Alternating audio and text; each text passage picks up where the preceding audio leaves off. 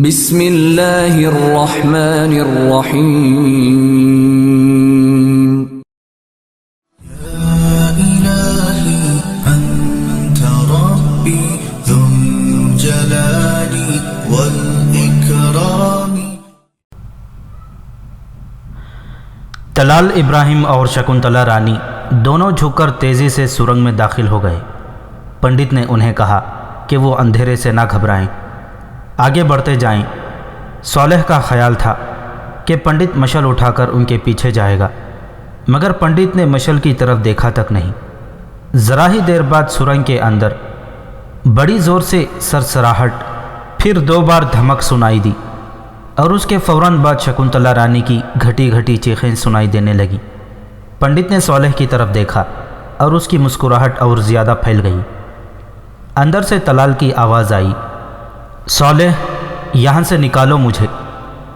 صالح دوڑ کر آگے بڑھا تو پنڈت نے راستے میں آ کر اسے روک لیا۔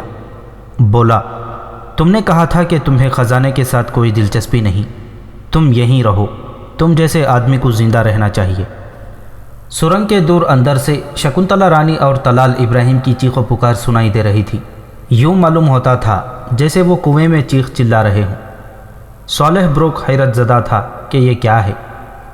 وہ چپ چاپ پنڈت کو دیکھتے جا رہا تھا۔ کچھ دیر بعد اس نے پنڈت سے پوچھا کہ وہ دونوں کیوں چلا رہے ہیں۔ پنڈت نے فرش پر گری ہوئی مشل اٹھائی اور صالح سے کہا کہ وہ اس کے پیچھے رہے۔ وہ خود مشل آگے کر کے سرنگ میں چلا گیا۔ صالح اس کے پیچھے گیا۔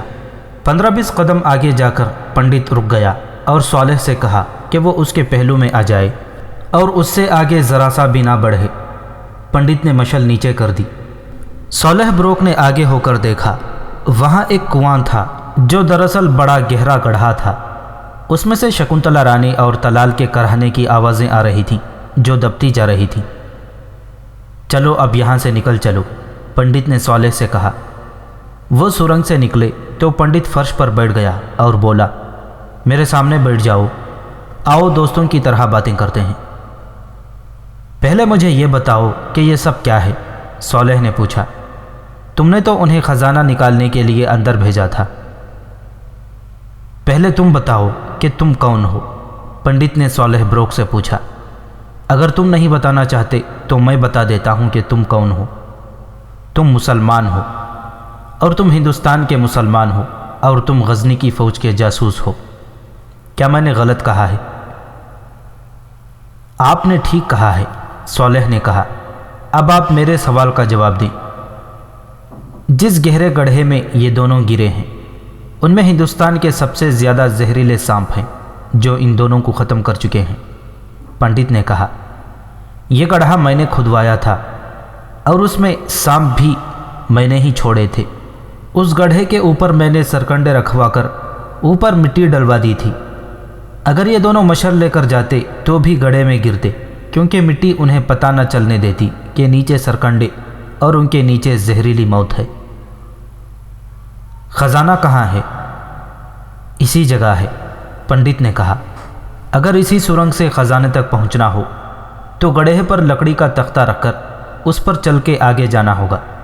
ایک راستہ محفوظ بھی ہے۔ مجھے راستہ نہ بتاؤ، صالح نے کہا، ورنہ میں اپنے راستے سے بھٹک جاؤں گا۔ غور سے سنو میرے دوست، پنڈت نے کہا، میں تمہیں بڑے کام کی ایک بات بتانا چاہتا ہوں، اور یہ بات اسی لیے بتا رہا ہوں کہ تم میں طمع نہیں۔ کہتے ہیں کہ جہاں خزانہ دفن ہوتا ہے وہاں سانپ ضرور ہوتا ہے جو خزانے کی رکھوالی کرتا ہے۔ یہ بالکل غلط ہے۔ کہنے والوں نے یوں کہا تھا کہ خزانہ زہریلے سانپ کی طرح زہریلا ہوتا ہے۔ جس نے خزانہ حاصل کر لیا وہ سانپ بن جاتا ہے۔ وہ اس ڈر سے کہ کوئی اس سے خزانہ چھین نہ لے، وہ ہر کسی کو ڈستا پھرتا ہے۔ میرے دوست، تم ابھی جوان ہو، تم نے دنیا نہیں دیکھی۔ میرا تجربہ ہے کہ جس کے دل میں زر و جواہرات کا پیار پیدا ہوا وہ انسان نہیں رہا۔ اس گڑھے میں جو سانپ ہیں وہ انسان کے گناہ ہیں۔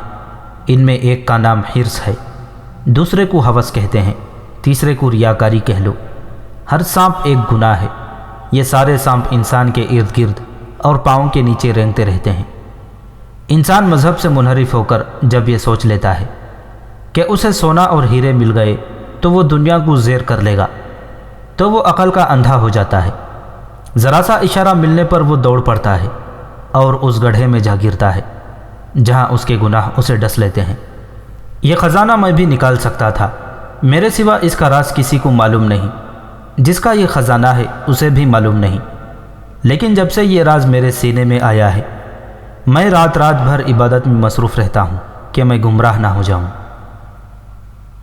اگر تمہارا مذہب سچا ہوتا تو تم کبھی گمراہ نہ ہوتے، صالح نے کہا۔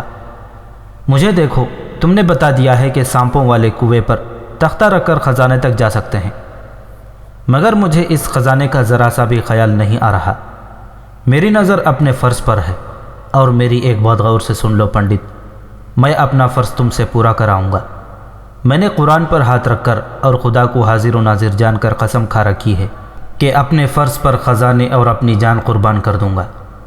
تمہاری جان میری مٹھی میں ہے، اگر تم نے مجھے ان سوالوں کے جواب نہ دیے جو میں پوچھوں گا تو میں تمہیں سانپوں کے کنویں میں پھینک دوں گا۔ کیا تم اپنے آپ کو اس قدر بہادر اور عقل مند سمجھتے ہو؟ پنڈت نے کہا۔ صالح ہنس پڑا، مگر اس کی ہنسی فوراً بجھ گئی۔ پنڈت نے بجلی کی سی پھرتی کا مظاہرہ کیا تھا۔ اس نے ایک ہاتھ میں مشل لے لی تھی اور اس کے دوسرے ہاتھ میں تلوار تھی۔ مشل کا ڈنڈا تلوار سے زیادہ لمبا تھا۔ پنڈت اتنی تیزی سے اٹھا تھا کہ صالح کو ہلنے کی بھی مہلت نہیں ملی تھی۔ تمہارے پاس تلوار ہے، پنڈت نے اسے للکارا۔ آؤ تم اپنا فرض ادا کرو، میں اپنا فرض ادا کرتا ہوں۔ صالح بروک تلوار سونت کر اس کی طرف بڑھا اور اس نے جب وار کیا تو پنڈت نے جلتی ہوئی مشل اتنی آگے کر دی کہ صالح کا چہرہ جھلسنے لگا اور اس کی آنکھیں بند ہو گئیں۔ پنڈت نے چلا کر کہا، بچو میرے وار سے۔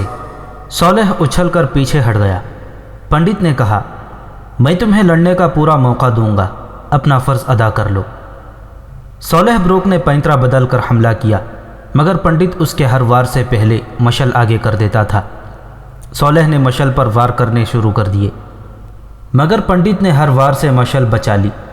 وہ ابھی حملہ نہیں کر رہا تھا، صالح وار پر وار کیے جا رہا تھا۔ اس کے 2-3 وار غار کی دیوار پر پڑے۔ اچانک پنڈت نے اس پر تابڑ توڑ وار شروع کر دیے۔ صالح نے ہر وار تلوار پر روکا، مگر مشل اسے پیچھے ہٹا رہی تھی۔ پنڈت نے ایک وار ایسا کیا کہ صالح کے ہاتھ سے تلوار چھوٹ گئی۔ وہ تلوار اٹھانے لگا تو پنڈت کا ایک اور وار بچانے کے لیے بیٹھ گیا۔ پنڈت نے مشل اس کے چہرے کے قریب کی تو صالح پیچھے ہٹا۔ وہ بیٹھے بیٹھے پیچھے ہٹ رہا تھا۔ وہ دیکھ نہ سکا کہ وہ اس سرنگ میں چلا گیا ہے جو سانپوں والے کنویں تک جاتی ہے۔ دیکھو تم کہاں ہو، پنڈت نے کہا۔ تمہارے پیچھے بھی موت ہے، آگے بھی موت ہے۔ کہو زندگی چاہتے ہو یا موت؟ میں خزانے کے لیے نہیں مر رہا، صالح بروک نے کہا، دشمن سے لڑتے ہوئے مر رہا ہوں۔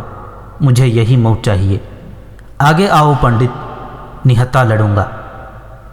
پنڈت نے ہنس کر کہا، باہر آ جاؤ، تم نہیں مرو گے، اور پنڈت سرنگ سے باہر نکل گیا۔ صالح بروک شکست خوردہ سا ہو کے سرنگ سے باہر آیا۔ پنڈت نے مشل کا ڈنڈا زمین میں گاڑ دیا اور تلوار پھینک کر بیٹھ گیا۔ اسے جیسے خطرہ نہیں تھا کہ صالح اس پر حملہ کر دے گا۔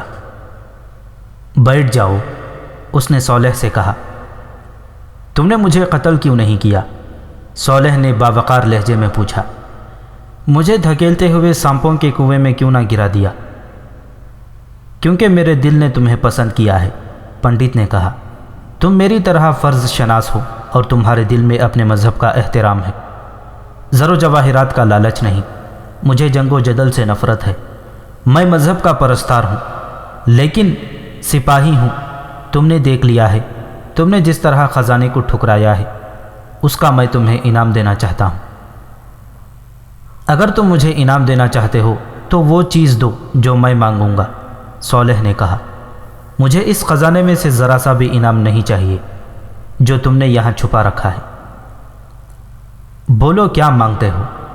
پنڈت نے پوچھا۔ قنوج کی فوج سلطان محمود سے کہاں لڑے گی؟ قلعے میں مسحور ہو کر یا باہر آ کر؟ صالح نے پوچھا۔ سنو میرے مسلمان دوست، پنڈت نے کہا، ہم ایک دوسرے کے دشمن ہیں۔ مجھے تمہیں ایسی کوئی بات نہیں بتانی چاہیے جو میرے ملک کے نقصان کا اور سلطان محمود کی فتح کا باعث بنے، لیکن میں صرف اس لیے تمہیں کام کی ایک بات بتا دیتا ہوں کہ تم ایمان اور اخلاق کے پکے ہو اور تمہیں اپنے فرض کے ساتھ پیار ہے۔ میں تمہیں بہت بڑا انعام دے رہا ہوں، یہیں سے واپس چلے جاؤ اور اپنے سلطان سے کہنا کہ قنوج کا رخ نہ کرے۔ ہمارا مہاراجہ عہد کر چکا ہے کہ وہ سلطان کو قنوج میں زندہ جلائے گا اور وہ گنگا اور جمنا کے درمیان کا یہ علاقہ غزنی کی فوج کا قبرستان بنا دے گا۔ کیا تمہارے مہاراجہ کے پاس اتنی طاقتور فوج ہے؟ صالح بروک نے پوچھا۔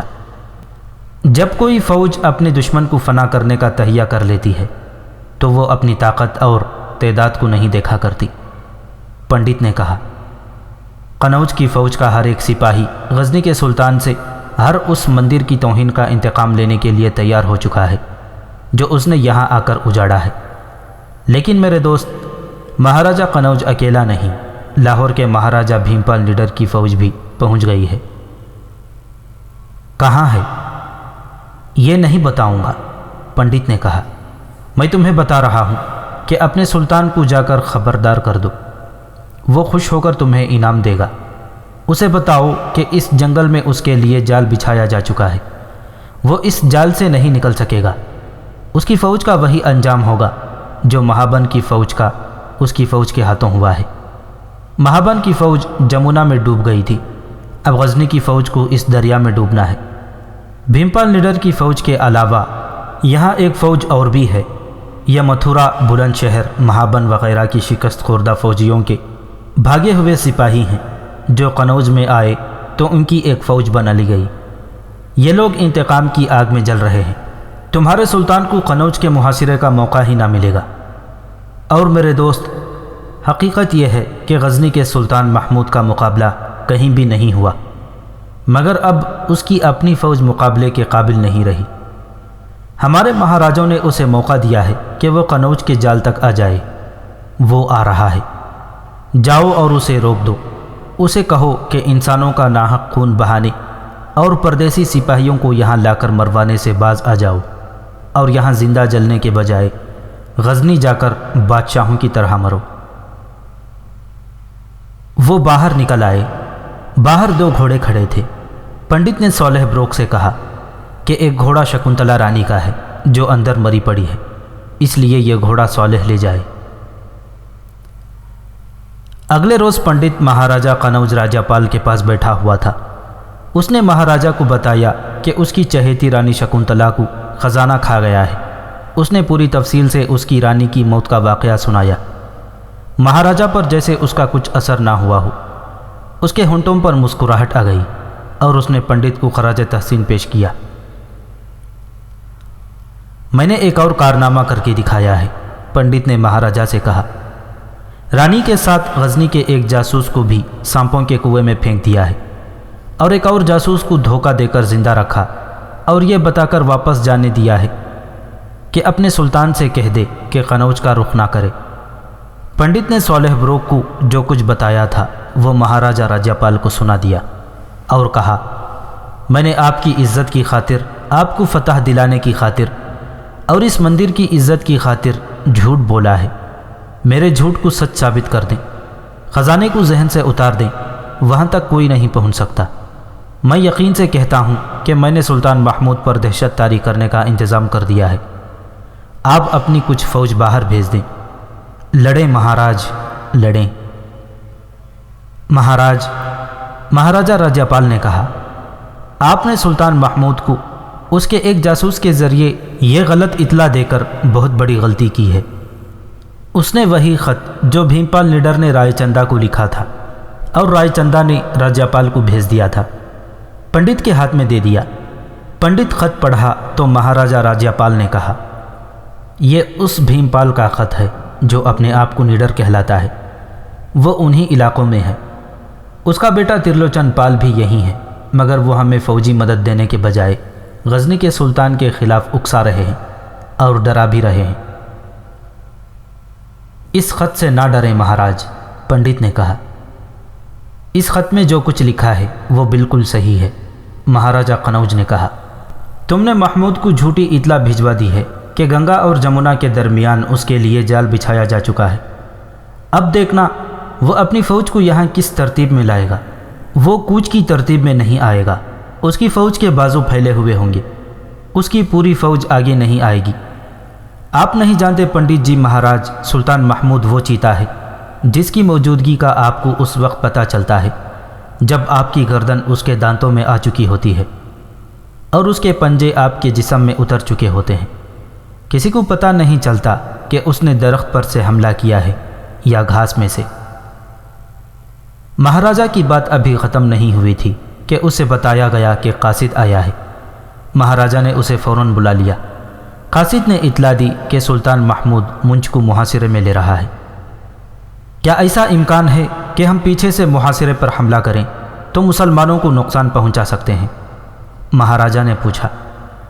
نہیں، قاصد نے کہا، مسلمانوں کی فوج کا ایک حصہ منچ کو محاصرے میں لے رہا ہے اور اس کے بہت سے گھوڑ سوار دستے قنوج اور منچ کے درمیانی علاقے میں اس حالت میں خیمہ زن ہو گئے ہیں کہ انہوں نے خیمے نہیں گاڑے۔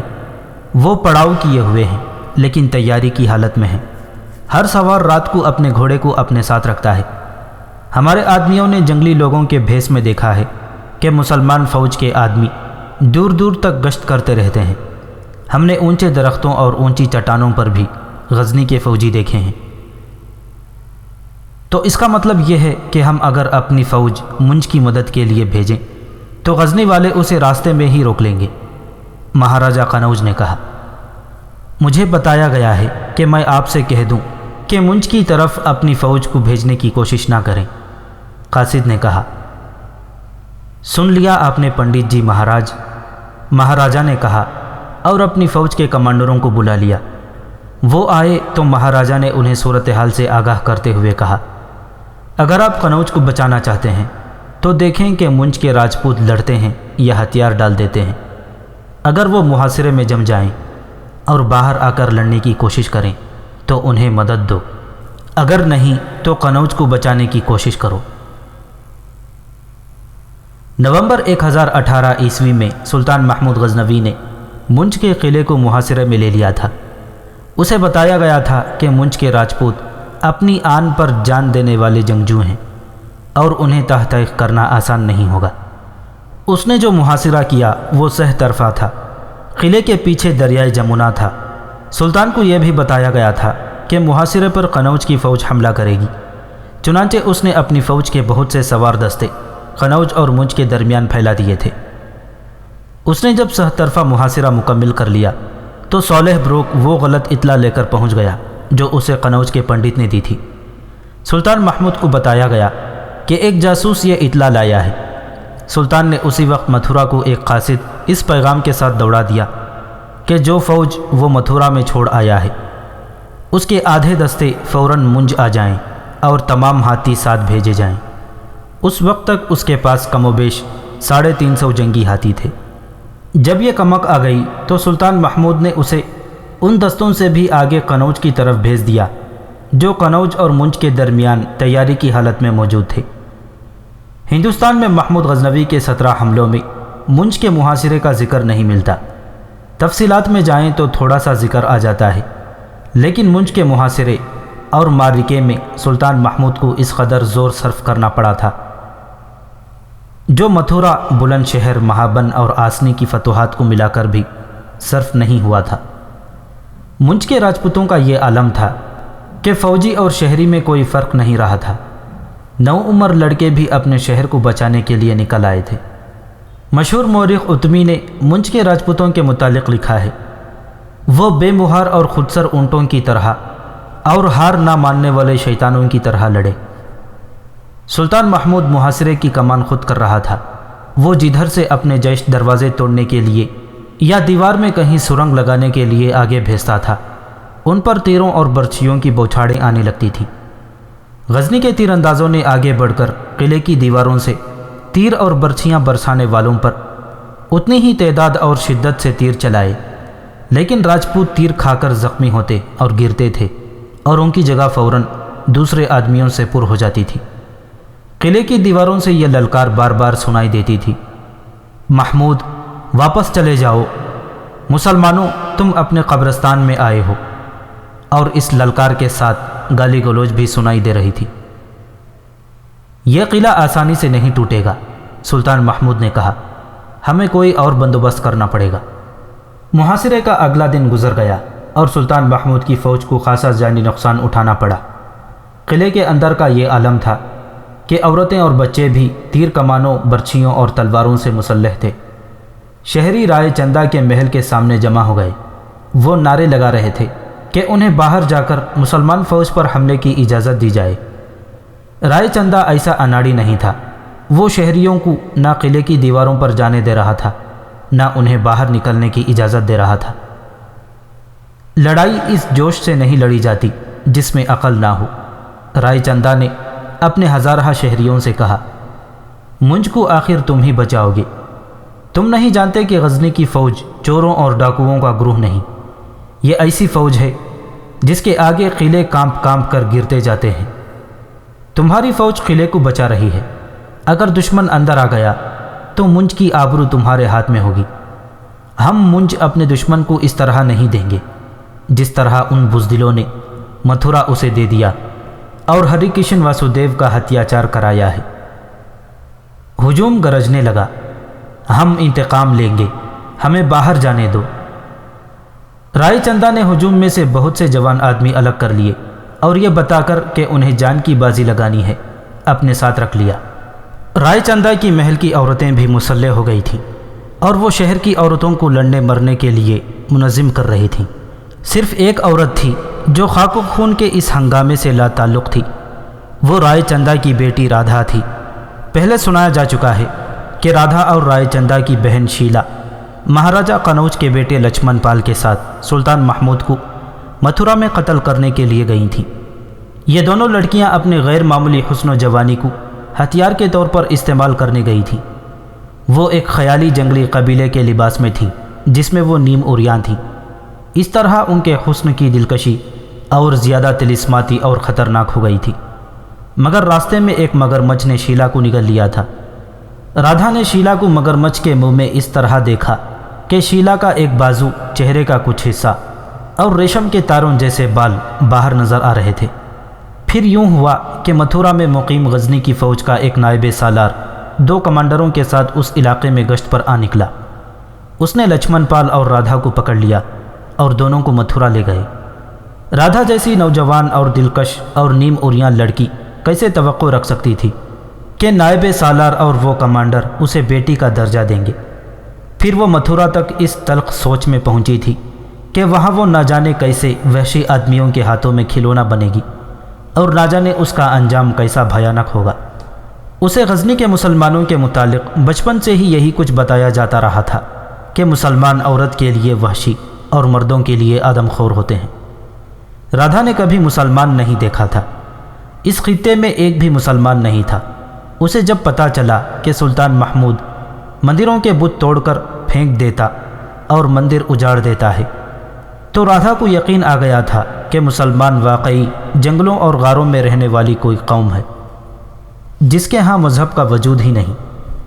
وہ صرف ہندو مت کو مذہب سمجھتی تھی اور وہ غیرت اور آبرو کو اپنی جان سے زیادہ قیمتی جانتی تھی، لیکن اپنے دشمن کو زیر کرنے کے لیے وہ اپنی آبرو کو ایک جائز ذریعہ سمجھتی تھی۔ مگر وہ جب مسلمانوں کے ہاتھ آئی تو کسی نے اسے اتنا بھی نہ کہا کہ تم بہت خوبصورت لڑکی ہو۔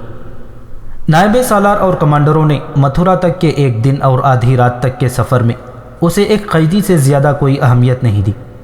اس کے ساتھ ہی قنوج کے راجکمار لچمن پال نے نائب سالار کو سونے کے وہ تمام سکے پیش کیے تھے جو اس کے پاس تھے، لیکن نائب سالار نے ان کی طرف دیکھا تک نہیں تھا۔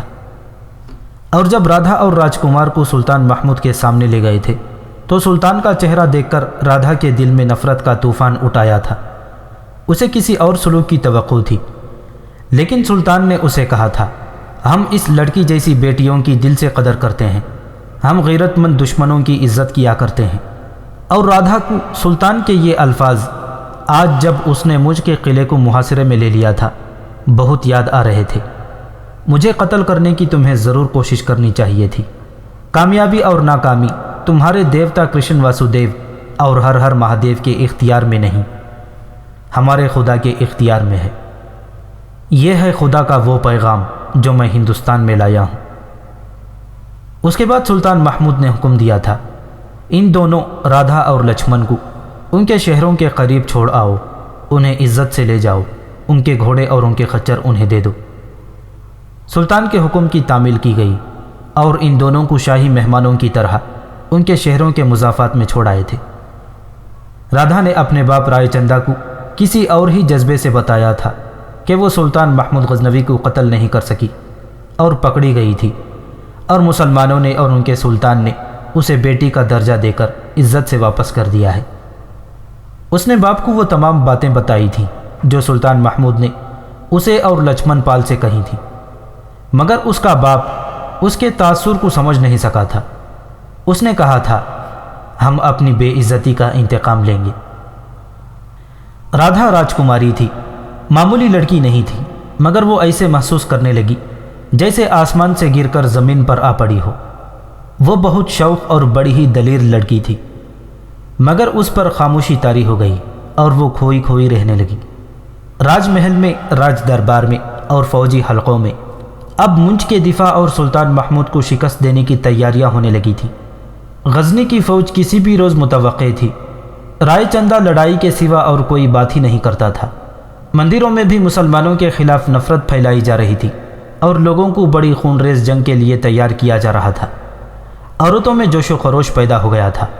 رائے چندہ کی داشتاؤں نے بھی لڑنے کی تیاریاں شروع کر دی تھیں۔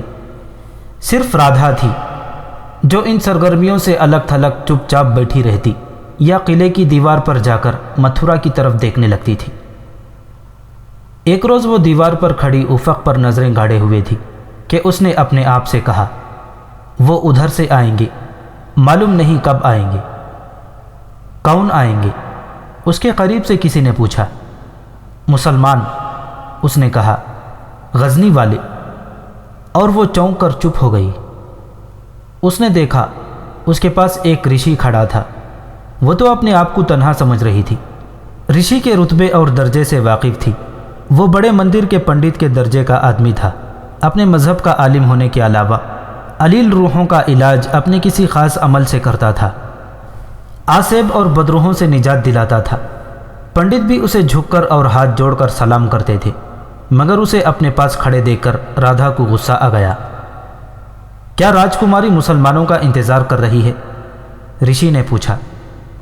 میری تنہائی میں آپ نے کیوں دخل دیا ہے؟ رادھا نے غصے کو دباتے ہوئے پوچھا۔ اس لیے کہ ہماری راجکماری کی روح پر ایسا آسیب سوار ہو گیا ہے جو ہمارے سوا کوئی نہیں نکال سکتا، رشی نے کہا۔ مجھے مہاراجہ رائے چندہ نے کہا ہے کہ جب سے آپ متھرا سے آئی ہیں آپ کی حالت بگڑ رہی ہے۔ میں جانتا ہوں راجکماری، مسلمان بھیڑیے ہیں، ماंس کھانے کو یہاں آ جاتے ہیں۔ آپ کتنا ہی پردہ کیوں نہ ڈالیں، میں جانتا ہوں کہ انہوں نے آپ کے ساتھ کیا سلوک کیا ہے۔ وہ سونے، ہیروں اور عورتوں کے بھوکے ہیں، انہی کی تلاش میں آتے ہیں۔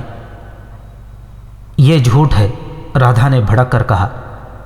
انہوں نے میرے ساتھ وہ سلوک نہیں کیا جو آپ بتا رہے ہیں۔ وہ عورتوں کے شکاری نہیں۔ میں نے غزنی کے سلطان کے دربار میں ایک بھی عورت نہیں دیکھی۔ عورتیں میرے باپ جیسے مہاراجوں کے دربار میں ہوتی ہیں۔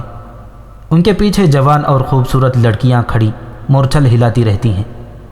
ان کی خدمتگار جوان لڑکیاں ہوتی ہیں، انہیں لڑکیاں سلاتی اور لڑکیاں جگاتی ہیں۔ مسلمان بھیڑیے نہیں، انسان ہیں۔ انہوں نے ہمارا دیا ہوا سونا بھی ٹکرا دیا تھا۔ رشی دانشمند آدمی تھا۔ اس نے رادھا کو روکنے ٹوکنے کے بجائے اس کے ساتھ پیار سے ایسی باتیں کی کہ اس کا غصہ ٹھنڈا کر دیا اور اس کے دل پر قبضہ کر لیا۔ اس کی باتوں کا اثر تھا کہ وہ رشی کے ساتھ چل پڑی۔ رشی ہر روز رادھا کے پاس جانے لگا، بہت دیر اس کے پاس بیٹھا، اس کے ساتھ باتیں کرتا رہتا۔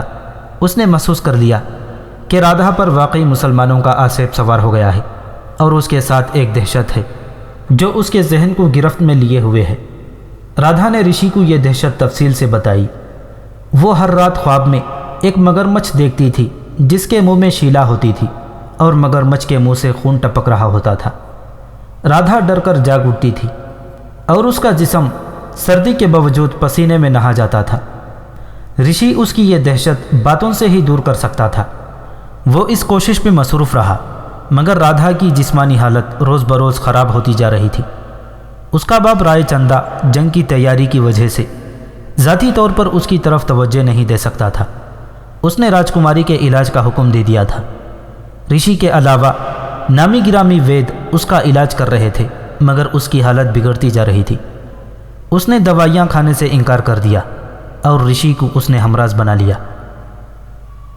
رشی جی، ایک روز رادھا نے اسے کہا، مسلمانوں کے سلطان نے مجھے کہا تھا کہ کامیابی اور ناکامی تمہارے دیوتا کرشن واسودیو اور ہر ہر مہادیو کے اختیار میں نہیں، ہمارے خدا کے اختیار میں ہے۔ میں نے اس کا ہر ایک لفظ سچا دیکھا ہے۔ کیا وہ مگرمچھ مسلمانوں کا خدا ہے جس نے راستے میں آ کر شیلا کو کھا لیا تھا اور ہمارے 2 آدمی معلوم نہیں کس کے تیروں سے مر گئے اور ہم پکڑے گئے؟ میں نے ہری کرشن کی جنم بھومی کو اجڑا ہوا دیکھا ہے، بت ٹوٹے ہوئے دیکھے ہیں۔ یہی ہے نا ہمارے دیوتا اور ہمارے بھگوان۔ اگر ان میں کوئی طاقت ہوتی تو مسلمان فنا ہو چکے ہوتے۔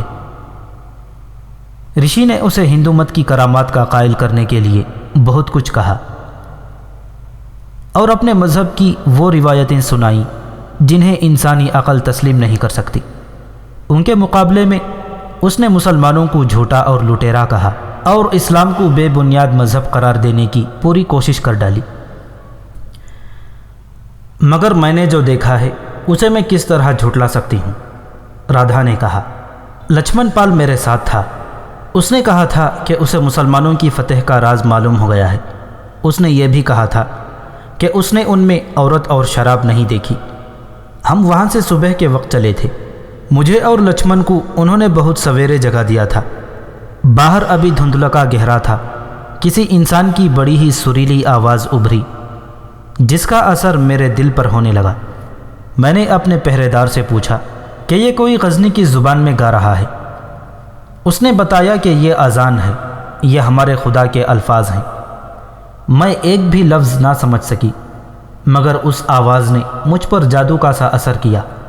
کچھ دیر بعد میں نے دیکھا کہ متھرا میں مسلمانوں کی جتنی فوج تھی ایک میدان میں صفوں میں کھڑی ہو گئی۔ ایک آدمی ان کے آگے کھڑا ہو گیا اور وہ کبھی جھکتے کبھی ماتھے زمین سے لگاتے۔ پہرے دار نے مجھے بتایا کہ یہ ان کی عبادت ہے۔ رشی جی، عبادت کا یہ طریقہ مجھے بہت اچھا لگا۔ میں نے پہرے دار سے پوچھا کہ یہ کس کی عبادت کر رہے ہیں؟ ان کے سامنے کوئی بت نہیں، کوئی مورتی نہیں۔ پہرے دار نے کہا کہ ہم جس کی عبادت کرتے ہیں وہ ہمارے دلوں میں ہے اور وہ ہر جگہ موجود ہے۔ وہ خدا ہے، اس نے ہمیں فتح دی ہے۔ ہم جب اس کی عبادت سے منہ پھیر لیں گے اور اس کے احکام نہیں مانیں گے تو ہم ہر میدان میں شکست کھائیں گے۔ رشی سن سن کر بے چین ہوتا جا رہا تھا اور رادھا بولے جا رہی تھی۔ میں نے پہرے دار سے پوچھا کہ تمہارا سلطان تو عبادت نہیں کرتا ہوگا، وہ تو سلطان ہے۔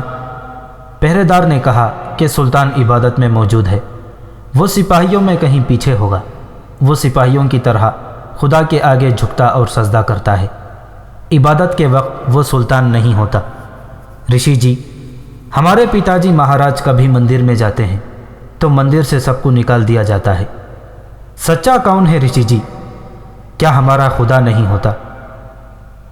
رشی نے بتانا شروع کیا کہ ہندو مت میں خدا کا تصور کیا ہے، لیکن رادھا نے اسے روک دیا اور بولی، کیا مگرمچھ خدا ہے؟ نہیں، مگرمچھ مجھے ہر رات ڈراتا ہے۔ میرے دل میں خدا اتر آیا ہے۔ مہاراج، رشی نے رائے چندا سے کہا، راجکماری پاگل ہو چکی ہے۔ معلوم ہوتا ہے متھرا میں مسلمانوں نے اسے کوئی ایسی چیز پلا دی ہے جس کا اثر ابھی تک نہیں اترا۔ بیماری میرے علم اور میرے عمل سے باہر ہے۔ وہ اپنے مذہب سے منحرف ہو چکی ہے۔ اب تو وہ کچھ نہ کچھ بولتی ہی رہتی ہے۔ بعض اوقات بولتے بولتے چپ ہو جاتی ہے اور بڑی زور سے چیخ مار کر اپنے چہرے کو ہاتھوں میں یا کپڑے سے ڈھانپ لیتی ہے۔ اکثر یہی رٹ لگائے رکھتی ہے۔ میرے دل میں خدا اتر آیا ہے۔ یہ مسلمانوں کا اثر ہے۔ اسے اسی حال میں رہنے دو، رائے چندا نے کہا۔ میں سلطان محمود کا سر کاٹ کر اس کے سامنے رکھوں گا تو اس کے دل سے مسلمانوں کا خدا نکل جائے گا۔ مجھے ابھی کوئی فرصت نہیں رشی جی، غزنی کی فوج بہت قریب آ گئی ہے۔ اگلے ہی روز غزنی کی فوج نے منج کو محاصرے میں لینا شروع کر دیا، اور پھر راجکماری رادھا کی کسی کو ہوش اور فکر ہی نہ رہی، مگر رادھا کے کان میں جب یہ خبر پڑی کہ اس کا قلعہ محاصرے میں آ گیا ہے تو اس نے اٹھ کر بازو پھیلا دیے اور بلند آواز سے بولی، وہ آ گئے ہیں، سلطان آ گیا ہے، دروازے کھول دو، میری عزت اور غیرت کے رکھوالے آ گئے ہیں۔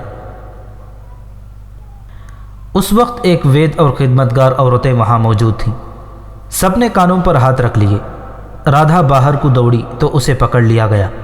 رائے چندہ وہاں موجود نہیں تھا، اس کی ماں کو بلایا گیا، وہ بھی محاصرے کی وجہ سے گھبرائی ہوئی تھی۔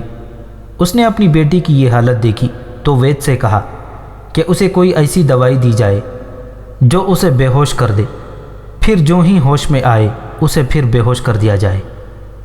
رادھا کو جکڑ لیا گیا اور وید نے اس کے منہ میں دوائی ڈال دی۔ تھوڑی سی دیر بعد رادھا کا جسم بے حس ہو گیا، کمرے کا دروازہ باہر سے بند کر دیا گیا۔ محاصرے کا پہلا دن گزر گیا۔ سلطان محمود نے رات کو بھی آرام نہ کیا، وہ قلعے کے پیچھے چلا گیا جدھر دریا تھا۔ پانی قلعے کی دیوار کے ساتھ لگ کر بہتا تھا۔ سلطان نے اپنے سالاروں سے کہا کہ ہر پیادہ دستے سے 2-2 4-4 جانباز قسم کے سپاہی منتخب کریں اور ان کا ایک الگ جیش بنا کر اسے محفوظہ یعنی ریزرو میں بھیج دیا جائے۔ دوسرے دن غزنی کی فوج نے ایک بار پھر قلعے کے بڑے دروازے پر ہلہ بولا، مگر اوپر سے راجپوتوں نے تیر اور برچھیاں پھینک کر غزنی والوں کو بہت نقصان پہنچایا، مگر سلطان محمود نے حملے جاری رکھے۔ قلعہ 1.5 میل لمبا تھا۔ 7 روز تک غزنی کی فوج نے پورا زور صرف کر دیا، مگر ذرا سے بھی کامیابی حاصل نہ ہوئی۔ 8ویں روز کی شام گہری ہو چکی تھی۔ سلطان نے اس جانباز جیش کو ساتھ لیا جو اس نے تیار کروایا تھا۔ اس کی نفری 300 سے کچھ زیادہ تھی۔ غزنی اور اسلام کی آبرو تم سے جان کی قربانی مانگ رہی ہے۔ سلطان محمود نے رات کی تاریکی میں اس جیش کے جوانوں سے کہا، اگر تم میں سے کوئی بھی قربانی دینے کے لیے تیار نہیں تو اسے اجازت ہے کہ اپنے دستے میں واپس چلا جائے۔ مجھے تم میں سے کسی کا چہرہ نظر نہیں آ رہا، مجھے بالکل پتہ نہیں چلے گا کہ کون چلا گیا ہے۔ میرے مجاہدوں، خدا کے سوا آج کی رات تمہیں کوئی نہیں پہچانتا، روز محشر بھی تمہیں صرف خدا پہچانے گا۔ سلطان خاموش ہو گیا۔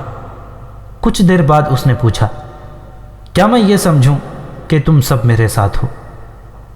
کئی آوازیں سنائی دیں، ہم سب آپ کے ساتھ ہیں، ہم جانیں قربان کرنے کے لیے آپ کے ساتھ آئے ہیں، ہم سلطان کے حکم کے منتظر ہیں۔ آج رات تم خدا کے حکم سے لڑو گے۔ سلطان محمود نے کہا، آج تمہیں اس کفرستان میں خدا کا نام بلند کرنا ہے۔ اس قلعے کی ایک دیوار دریا میں ہے، تمہیں نقب لگانے اور سرنگ کھودنے والے اوزار دیے جا رہے ہیں۔ تم میں سے 50 آدمی دریا میں اتر کر دیوار کو نیچے سے توڑیں گے۔ پانی زیادہ گہرا نہیں، اس موسم میں پانی گہرا نہیں ہوا کرتا، ٹھنڈا ہوتا ہے، اور جو تیرنا نہیں جانتا وہ دریا میں نہ اترے۔ خطرہ یہ ہے کہ دشمن نے تمہیں دیکھ لیا تو اوپر سے تیروں اور برچھیوں کا مہ برسا دے گا۔ تمہیں اچھی طرح اندازہ ہوگا کہ قلعے کی دیوار کتنی چوڑی ہوگی۔ اگر تم نے دیوار کی نصف چوڑائی میں سرنگ لگا لی تو باقی کام پانی کر لے گا۔ سلطان محمود نے 50 جانباز الگ کر لیے۔ لڑائی کا زور تھم گیا تھا۔ اندھیرے کی وجہ سے فضا تیروں سے خالی ہو گئی تھی۔ قلعے کی دیواروں پر اور برجوں میں کچھ سرگرمی تھی۔ سلطان محمود قلعے سے تقریباً 1.25 میل دور تھا۔ اس نے جانبازوں کو خدا حافظ کہا اور انہیں ہدایات دے کر دریا کے کنارے کنارے قلعے کی طرف روانہ کر دیا۔ راجپوتوں کو دریا کی طرف سے کوئی خطرہ نہیں تھا۔ غزنی کے 50 جانباز بہت بڑا خطرہ بن کر دریا کی طرف سے سرنگ لگانے جا رہے تھے۔ وہ اونچی گھاس اور درختوں کی اوٹ میں چلتے چلتے دیواروں سے کچھ دور سے ہی دریا میں اتر گئے۔ ان کے پاس اوزاروں کے علاوہ ہتھیار بھی تھے۔ دریا کا پانی بہت ٹھنڈا تھا اور کنارے کے ساتھ ساتھ کمر تک گہرا تھا، ذرا پرے زیادہ گہرا ہو جاتا تھا۔ جانباز ایک دوسرے کے ہاتھ پکڑے پانی میں چلتے جا رہے تھے۔ وہ دیوار کے قریب پہنچ گئے۔ یہ دیوار عمودی نہیں، کچھ ڈھلانی تھی۔ اس سے راجپوتوں کو یہ فائدہ حاصل تھا کہ وہ نیچے دیکھ سکتے تھے کہ کیا ہو رہا ہے، مگر اندھیرے میں انہیں کچھ نظر نہیں آ رہا تھا۔ 50 جانبازوں نے پانی میں کھڑے ہو کر اوزاروں سے دیوار کے پتھر نکالنے کی کوشش شروع کر دی۔ یہ کام خاموشی سے نہیں کیا جا سکتا تھا، اوزاروں کی آواز اوپر دیوار تک جاتی تھی۔ سلطان محمود نے اس آواز کو دبانے کا اہتمام کر رکھا تھا۔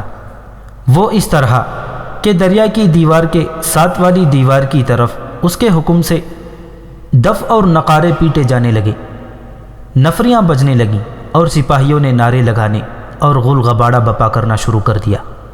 دیوار کے اوپر راجپوت اس طرف اکٹھے ہو گئے۔ یہ غل غباڑہ ہلے کا ہی ہو سکتا تھا۔ جانباز اطمینان سے پتھر نکالنے لگے۔ انہوں نے اتنے پتھر نکال لیے کہ آگے دیوار کی مٹی آ گئی۔ اس کی کھدوائی مشکل نہیں تھی، مشکل یہ پیدا ہو رہی تھی کہ دریا بھی سرنگ میں داخل ہو گیا تھا۔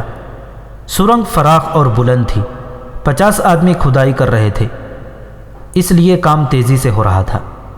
آگے پھر پتھر آ گئے۔ جانبازوں کے پاس بڑے مضبوط اور موزوں اوزار تھے، ان سے پتھر نکلتے آ رہے تھے۔ سرنگ کم و بیش 15 قدم لمبی ہو گئی تھی۔ آخر وہ پتھر دیوار سے ہٹا، جس کے ہٹنے سے قلعے کے اندر کی روشنیاں نظر آنے لگیں۔ جانبازوں نے تیزی سے بہت سے پتھر نکال دیے اور وہاں اتنا بڑا دہانہ بن گیا جس میں سے ایک آدمی کھڑا ہو کر گزر سکتا تھا۔ دریا کا پانی قلعے کے اندر جانے لگا۔ قلعے میں کسی نے پانی دیکھ لیا اور اس نے شور مچا دیا۔ جانباز اپنا کام کر چکے تھے، وہ پیچھے کو چل پڑے، مگر راجپوت بھی جانباز تھے۔ وہ مشعلیں اٹھائے دوڑے آئے، بہت سے برچھیوں اور تلواروں کے ساتھ آئے۔ غزنی کے جانباز تیزی سے باہر نکل آئے، راجپوت ان کے پیچھے آئے۔ دریا میں خون ریز معرکہ لڑا گیا۔ اندر سے کئی مشعلیں سرنگ کے راستے باہر آ گئیں۔ ان کی روشنی میں دوست اور دشمن کا پتہ چل رہا تھا۔ سلطان محمود کی نظر یہی جانبازوں پر تھی۔ اس نے ان کی خبر لینے کے لیے 2-3 آدمی آگے بھیج دیے تھے۔ ان آدمیوں نے آ کر اطلاع دی کہ دریا میں لڑائی ہو رہی ہے۔ سلطان نے آگے بڑھ کر دیکھا، دریا میں بے شمار مشعلیں نظر آ رہی تھیں، جیسے دریا میں تیر رہی ہوں۔ اس نے کم و بیش 300 سپاہیوں کو دریا میں اتار دیا اور مشعل بردار بھی ساتھ بھیج دیے۔ معلوم ہوتا ہے میرے جانبازوں نے دیوار میں نقب لگا لی ہے، سلطان محمود نے اپنے سالاروں سے کہا۔ اندر سے اسی راستے دشمن باہر آیا ہوگا، جاؤ دیکھو اور مجھے بتاؤ۔ دریا کا پانی قلعے کے اندر جا رہا تھا اور سرنگ میں سے راجپوت باہر آ رہے تھے۔ لاشیں اور زخمی دریا میں بہتے جا رہے تھے۔ مشعلوں کے شعلے دریا پر ناچ رہے تھے۔ سلطان محمود نے بہت سوچا کہ وہ اس سرنگ سے اپنا ایک دستہ قلعے میں داخل کر سکتا ہے یا نہیں۔ اسے سرنگ کھودنے والے ایک زخمی نے، جو دریا سے نکل آیا تھا، بتایا کہ سرنگ سے اندر جانے کی کوشش نہ کی جائے ورنہ بہت نقصان ہوگا۔ سلطان نے حکم دے دیا کہ دریا سے اپنے آدمی واپس بلا لیے جائیں۔ وقائع نگاروں نے محاصرے کا جو روز بروز کا آنکھوں دیکھا حال لکھا ہے وہ بہت طویل ہے۔ مختصر یہ کہ غزنی کے مجاہدین نے خون کی بیدری قربانی دے کر دیواروں میں 2 جگہ نقب لگا لی، مگر منج کے راجپوتوں نے بہادری کے ایسے مظاہرے کیے کہ سلطان محمود غزنوی عش کر اٹھا۔ بجائے اس کے کہ غزنی کے دستے ٹوٹی ہوئی دیوار سے اندر جاتے، اندر سے راجپوت باہر آتے اور غزنی کی فوج پر حملہ کرتے تھے۔ ان میں سے جو زندہ رہتے وہ پھر اندر چلے جاتے تھے۔ انہوں نے یہاں تک کیا کہ دروازہ کھول کر رکے ہوئے سیلاب کی طرح آئے اور اس انداز سے لڑے کہ پھر واپس چلے جائیں۔ یہ لوگ جتنے بہادر ہیں اتنے ہی احمق ہیں، سلطان محمود نے اپنے سالاروں سے کہا۔ انہیں موقع دو کہ اسی طرح ہلے بولتے رہیں، یہ اپنی طاقت تیزی سے ضائع کر رہے ہیں۔ اس دوران رادھا کو مسلسل بے ہوشی میں رکھا گیا۔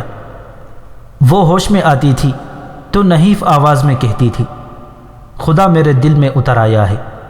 اسے وید بے ہوشی کی دوائی پلا دیتا تھا۔ مورخوں کے مطابق محاصرے کے 25ویں روز سلطان محمود نے حکم دیا کہ قلعے کی دیواروں کے شگافوں پر شدید ہلہ بول کر اندر جانے کی کوشش کی جائے، اور جو ہی راجپوت باہر آنے کے لیے کوئی دروازہ کھولے، حملہ کر کے دروازے کو کھلا رہنے دیا جائے۔ 25ویں روز کی لڑائی فیصلہ کن تھی۔ راجپوت اپنی طاقت کم کر چکے تھے، جب غزنی کی فوج نے شگافوں پر اور ایک دروازے پر ہلہ بولا تو راجپوت گھبرا گئے۔ مسلمان قلعے میں داخل ہو گئے، مگر نفری تھوڑی تھی۔ راجپوتوں نے لڑنے کے بجائے مرنے کو ترجیح دی۔ ان میں سے بعض نے اپنے کنبوں، عورتوں اور بچوں کو اپنے گھروں میں بند کر کے گھروں کو آگ لگا دی اور بال بچوں سمیت زندہ جل گئے۔ جس راجپوت کو کہیں کوئی ہندو عورت نظر آئی اسے قتل کر دیا۔ منچ کے کئی سپاہیوں نے قلعے کی اتنی اونچی دیوار کے اوپر سے چھلانگیں لگا دی اور مر گئے۔ جب سلطان محمود قلعے میں داخل ہوا اس وقت منج جل رہا تھا اور اس آگ میں راجپوت جل رہے تھے۔ یہ اجتماعی خودکشی تھی، صرف محل محفوظ تھا۔ وہاں گئے تو جگہ جگہ عورتوں اور بچوں کی لاشیں پڑی تھیں۔ انہیں راجپوتوں نے خود قتل کیا تھا۔ داشتاؤں اور ناچنے گانے والیوں کے سینوں میں بھی خنجر اور تلواریں اتری ہوئی تھیں۔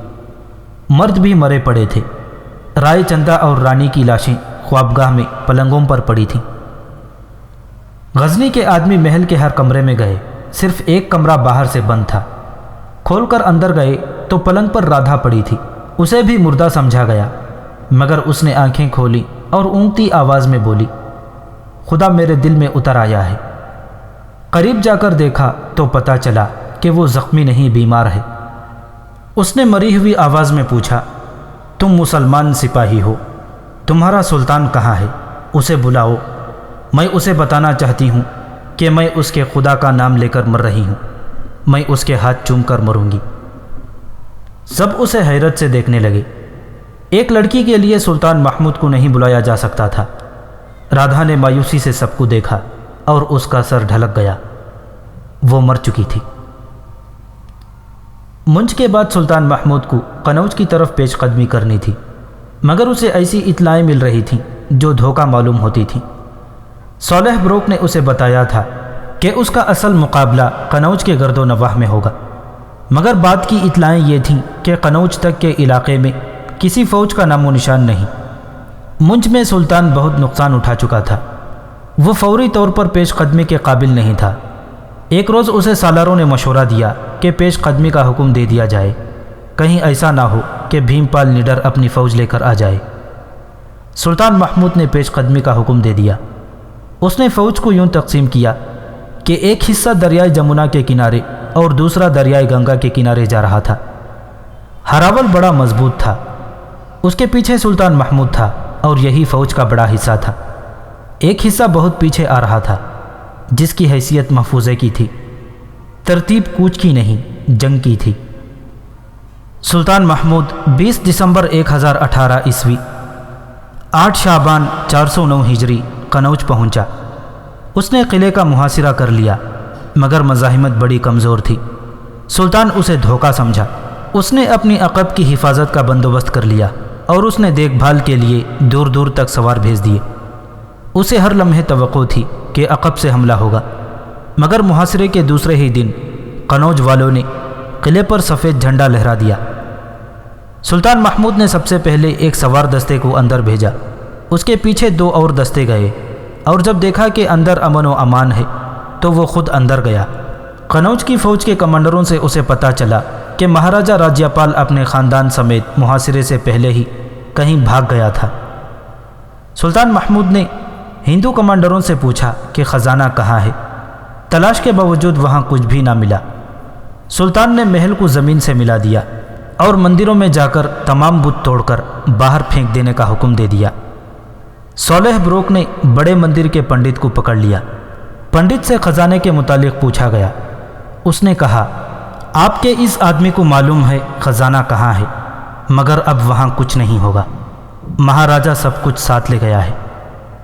محمد قاسم فرشتہ لکھتا ہے، سلطان محمود کی یہ فتح معمولی نہیں تھی کہ ہندوستان کے وسط میں اذانیں گونج اٹھیں۔